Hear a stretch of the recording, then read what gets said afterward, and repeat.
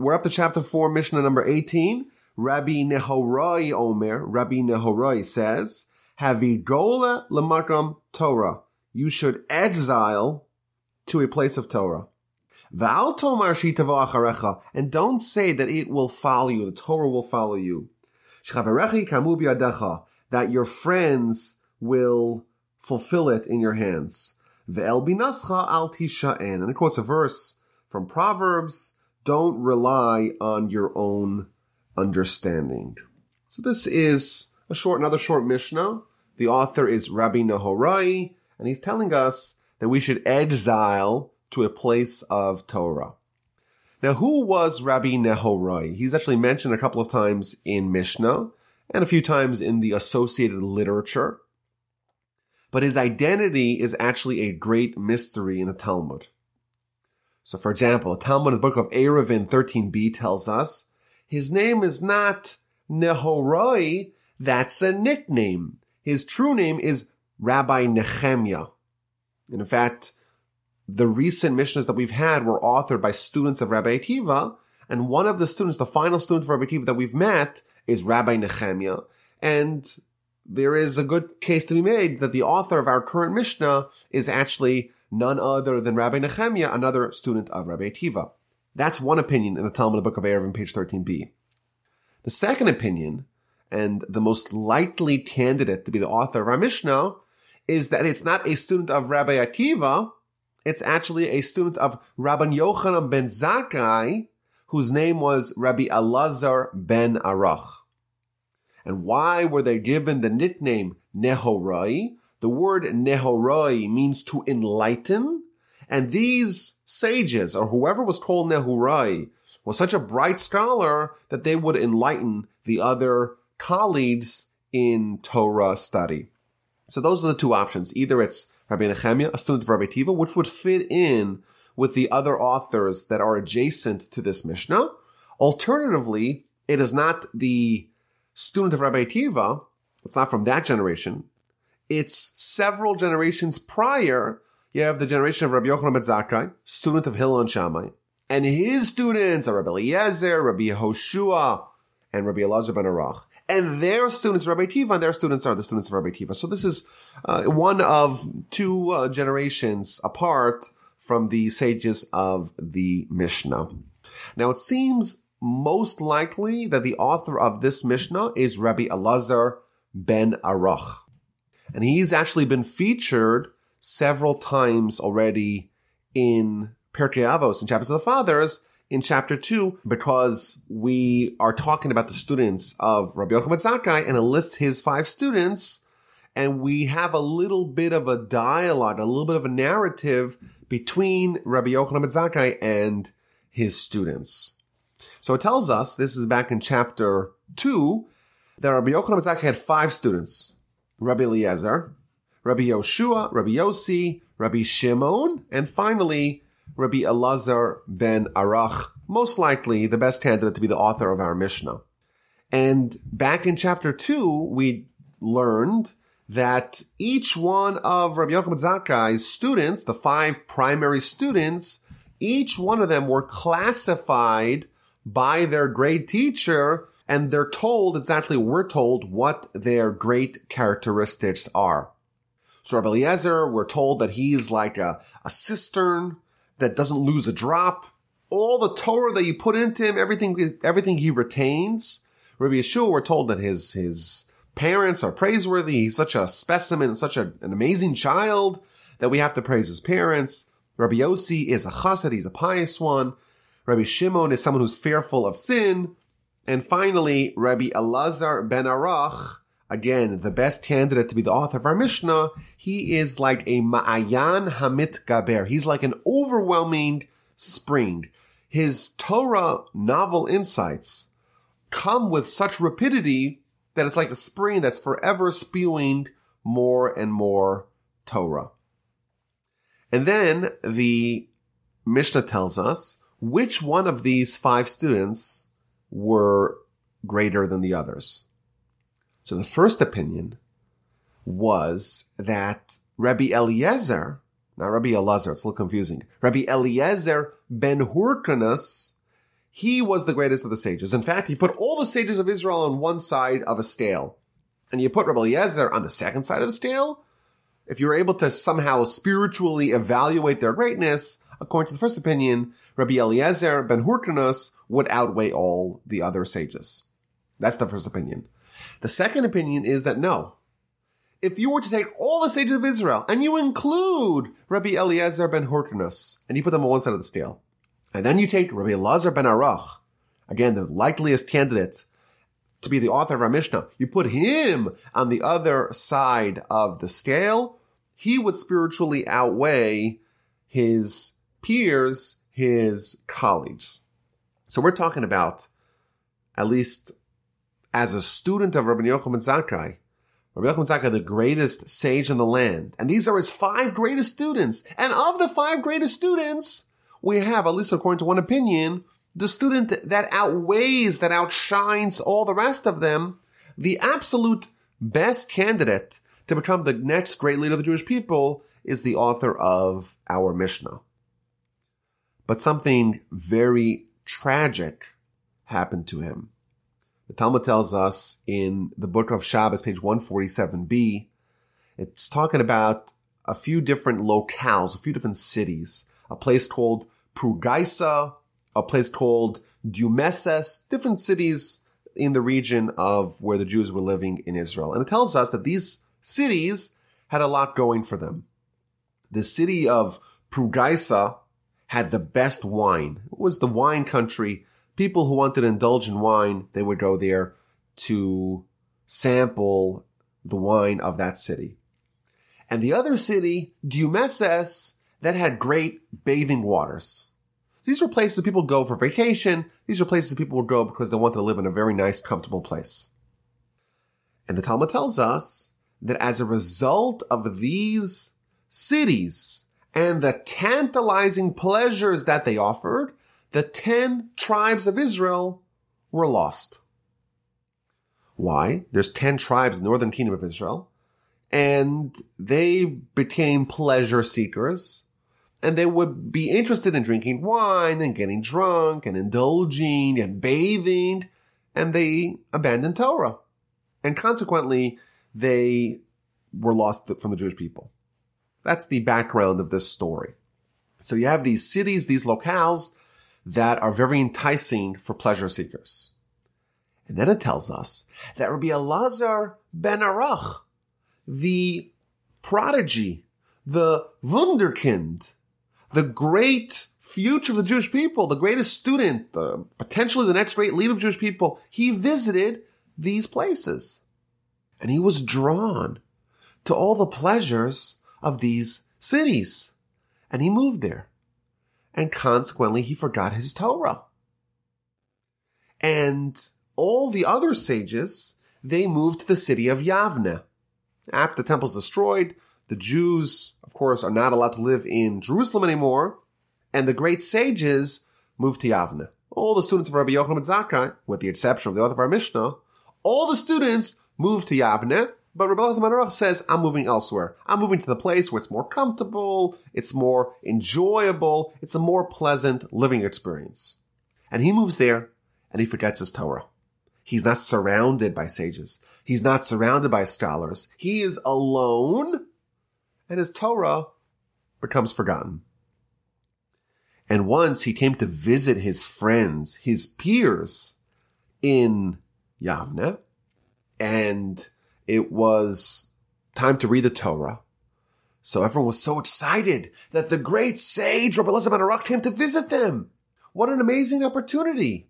And they said, you know what? Why don't you read from the Torah?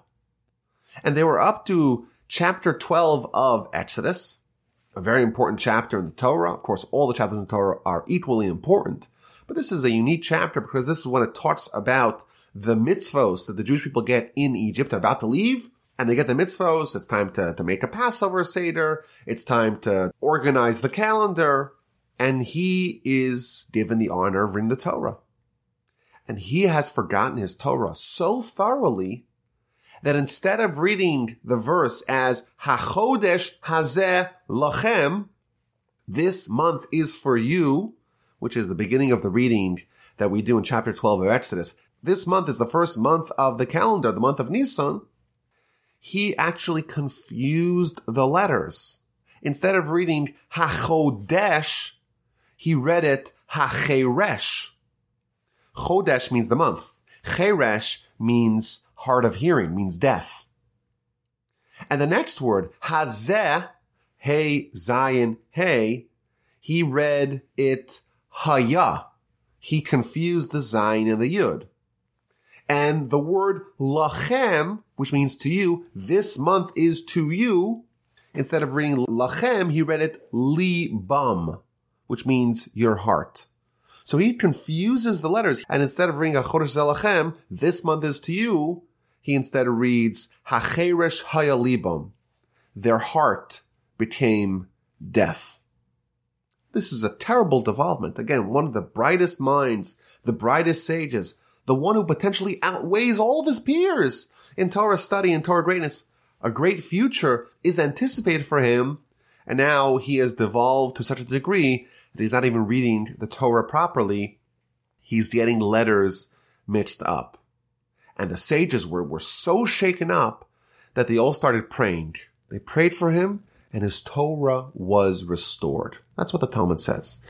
And the commentaries point out that, if you look at the way these letters are written out, so HaChodesh and HaCheresh, the Dalet and the Resh are actually very similar looking letters. The only difference is that the Dalet on the top has a little appendage that the Resh doesn't have. But we could see how kids, maybe people who are new to reading Hebrew, could get those confused. And the Yud and the Zayin and the Yud are very similar. The Zayin just goes a little bit longer. The stick goes a little bit longer. And the Beis and the Chaf, also very similar. The Beis has a little appendage at the bottom, and that's what distinguishes it from the Chaf. So the fact that he got these letters confused, it's almost understandable. But what message was he supposed to read? This is the new month. And this is the verse that heralds the Jewish people starting to get mitzvos and mas. And instead, almost symbolically, he read it as if it said, their heart became deaf. He was someone who had this overwhelming spring of Torah. That's what his potential was. He had such sensitivity to Torah, his heart was a perfect receptacle of Torah. And now, sadly, his heart became deaf, and there's that deep meaning in his blunder. And it's actually somewhat ironic and sad. Back in chapter 2 of Pirkei Avos, Rabbi Yochanan Ben Zakkai, he tasks his students, his 5 top students, go find the best path to choose in life and go find the worst path to choose in life. And Rabbi Elazar, the author of our Mishnah, he says the best path is a good heart, and the worst path is a bad heart. He comes up with all these heart-related insights because that's what he was. He had a deep heart for Torah, for holiness, for spirituality. And now, sadly, as a result of that, his heart became deaf. He lost that. And the Talmud goes on to say that this story is the background of our Mishnah. And the Talmud quotes our Mishnah. Our Mishnah says, that is why Rabbi Nehorai taught that you should exile yourself to a place of Torah. And the Talmud concludes, his name was not Rabbi Nehorai. His real name was Rabbi Elazar Ben Aruch. This is almost like an autobiographical Mishnah. Rabbi Elazar Ben Aruch, like the rest of the sages, they were forced to go into exile. They were living in Jerusalem. They had the temple. They had their teacher, Rabbi Yochanan Ben Zakkai, and they were studying together and things were great. And then Jerusalem was destroyed. Living there was no longer tenable. They had to go into exile. And they were given various choices. There was the place that had all the wine. It had all the amenities. It was up and coming, great real estate, great bathing opportunities. It was a great place to live. Its real estate was very valuable. And what did Rabbi Elazar Ben Aruch choose? He chose to follow that particular path of exile. The rest of his colleagues, even though they were smaller sages than he was, they said, you know what, we're just going to follow the academy. We're going to exile to a place of Torah. And if all the sages are moving to Yavne, it's not as nice, the wine is not as good, the bathing opportunity is not as great, the real estate is not as special, but we're going there because that's where the Torah is following.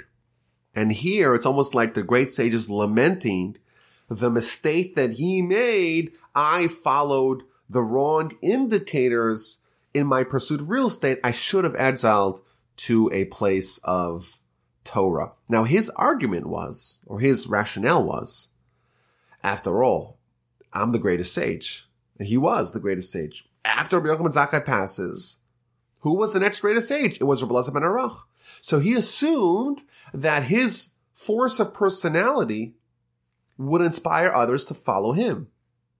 And therefore, yes, the academy moved to Yavne, but eventually it will relocate to where he is. That's just the natural course of things. But obviously, it didn't work out. The Midrash adds to the story that when he saw that his peers were not following him, he said, you know what? It was a bad idea to move here. I'm going to move back to Yavne. He wanted to course correct.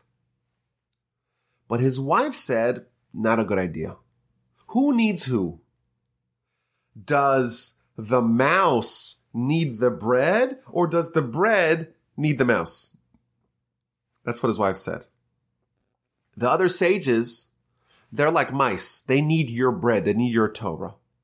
And therefore, they should come to you. You shouldn't come to them. And obviously, it's a very offensive thing to say by Torah scholars to compare them to mice. And the logic of this argument maybe is true, but he was convinced by it, and he remained where he was, and subsequently he forgot his Torah, and things really went south for him. And as a result, there are very few teachings that remain from Rabbi Elazar Ben Aruch or Rabbi Nehorai in the Talmud. One of them we do find in the end of the Talmud of Kiddushin.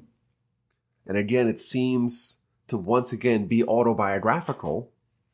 He says, quote, Rabbi Nehorai says, I will abandon all the crafts, all the trades in the world, all the occupations in the world, and I'm only going to teach my son Torah.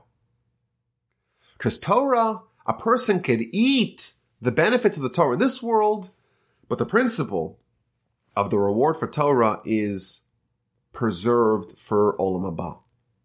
Torah is the best occupation because you could eat its fruits here, but the principle remains for you in Olam Haba. Suppose someone is a craftsman and they get old or they get sick, they're on disability. You know what's going to happen to them? They're going to die in hunger. But Torah is not like that. Torah will guard you from all evil in your youth and will give you a bright future and destiny in your old days. So again, he is apparently reflecting on the choices that he made. He had, of course, the Torah priorities, but ultimately he chose to live in a city bereft of Torah. He highlighted other priorities, and now he's telling us, and we're preserving this teaching for posterity, that he made a mistake, and he, in the future, for his son, so to speak, he's not going to make that choice, and he's going to push them towards Torah to make that the highest priority. The commentators point out, it doesn't mean that you don't teach a child any occupation. It means that, of course, you teach a child an occupation, but ultimately, who they really are and what they're really living for, their number one priority, that is going to be Torah. So this is the author of our Mishnah. Again, a very sad and tragic figure in Jewish history. Someone who was destined for absolute greatness, destined to be the leader of the next cadre, the next cohort of sages, and ultimately someone who failed at achieving his potential and forgot all his Torah because he separated himself and moved away from the epicenter of Torah. He regained it, but he was, again, destined to be this overwhelming spring of Torah, and that never materialized. And he's telling us a general idea that if you're going to go into exile, you have to relocate. Where to move? Move to a place of Torah.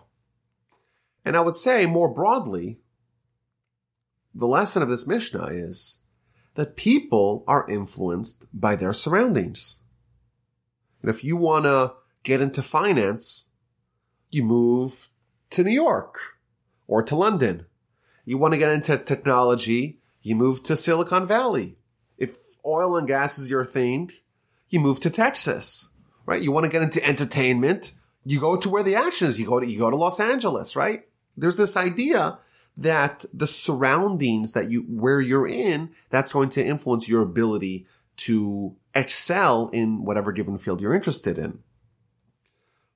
I would say even on a more granular level, there's this idea that you are the average of the 5 people that you hang around the most.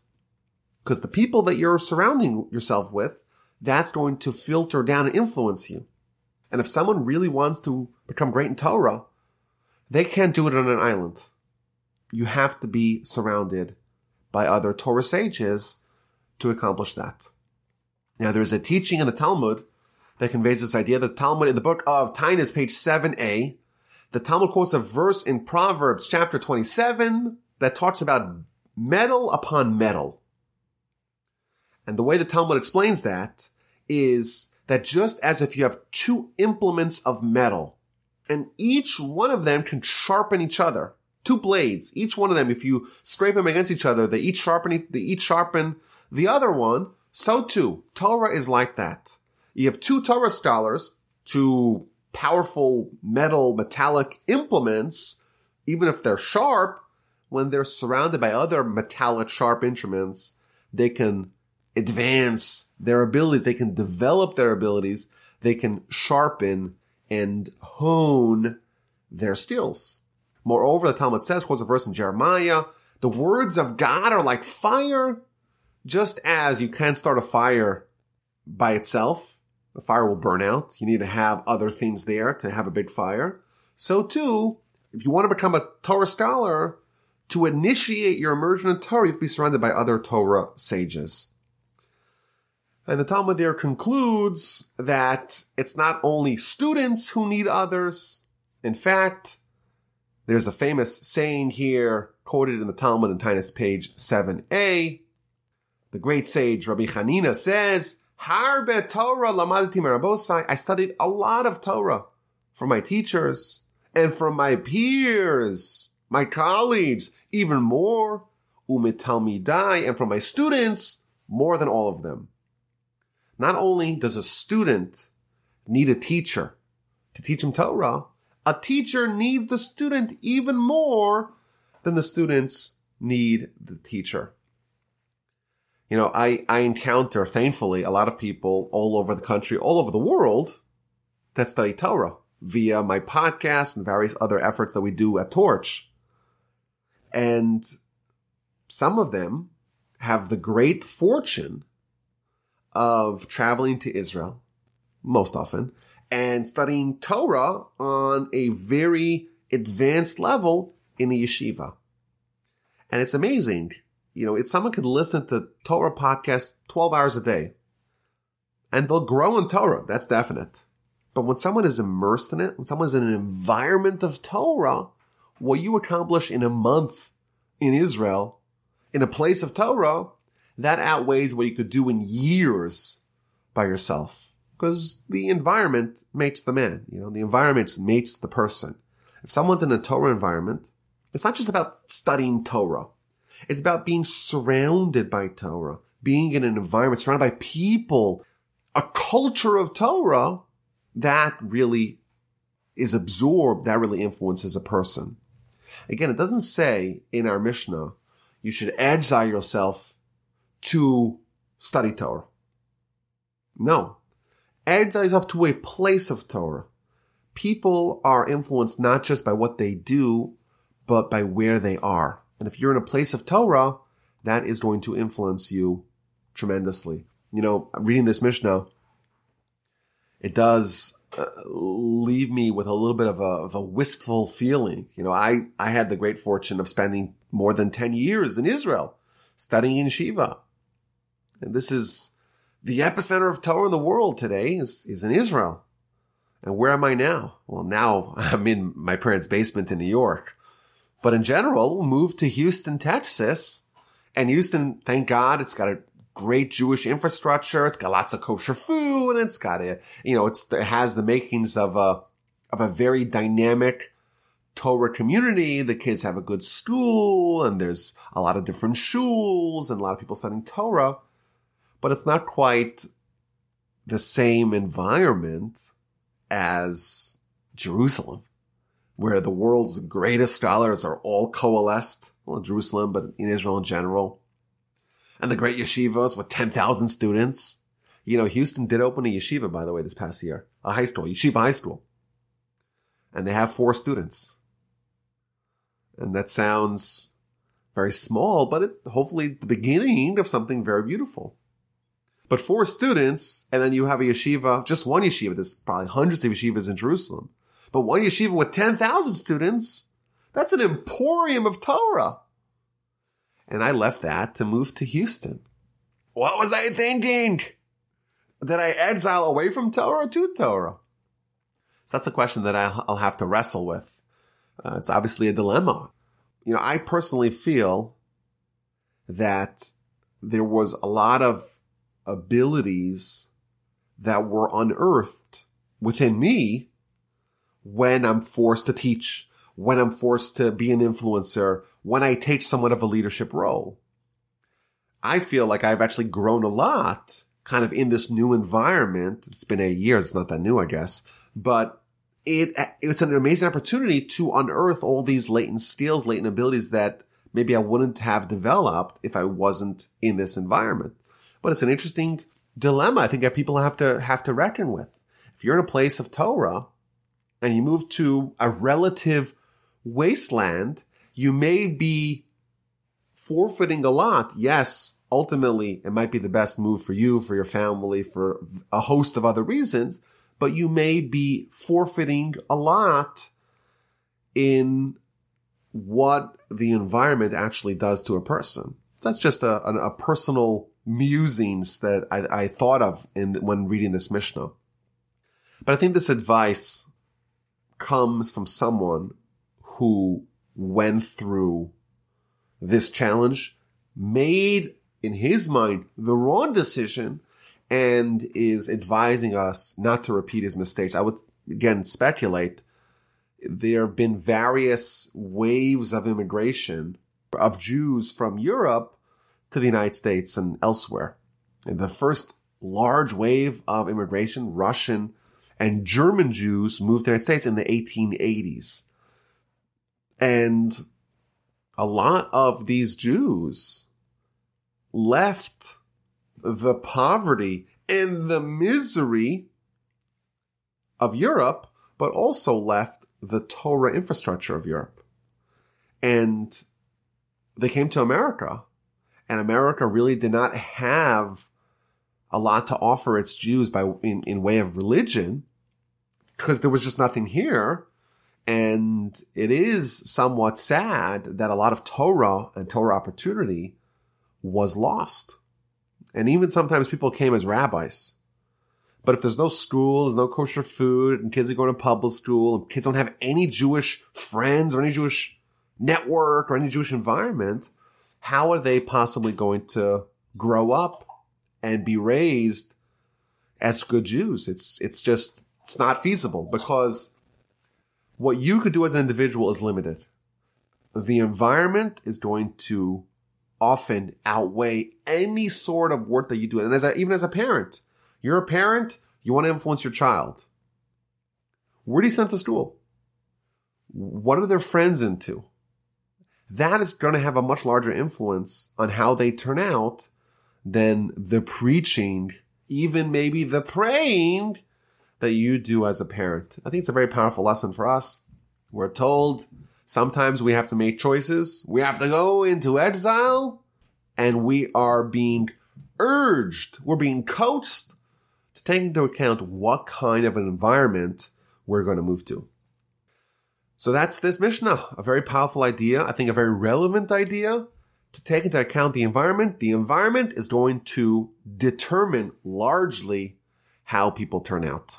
Very powerful, very relevant lesson.